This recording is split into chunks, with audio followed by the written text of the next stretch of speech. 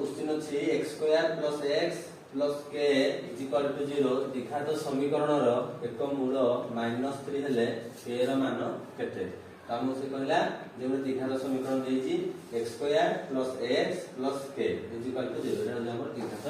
समीकरण तार गोटे मूल कोन होइछि ना -3 गोटे मूल -3 तो ताला हम यार आंसर केमति करबा ना x स्क्वायर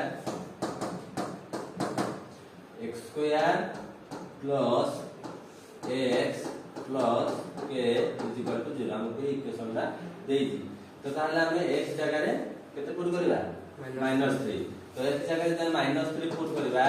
तो -3 रो स्क्वायर प्लस एक जगह पर -3 पुट करबा -3 प्लस k इक्वल टू 0 तो ताले -3 रो स्क्वायर केते हो 9 प्लस एटा केते -3 प्लस k इक्वल टू 0 तो ताले 9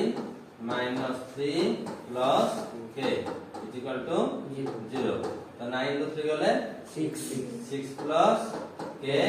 इक्वल टू 0 तो ताले k इक्वल टू केते हो -6 तो ताले हमर हो आंसर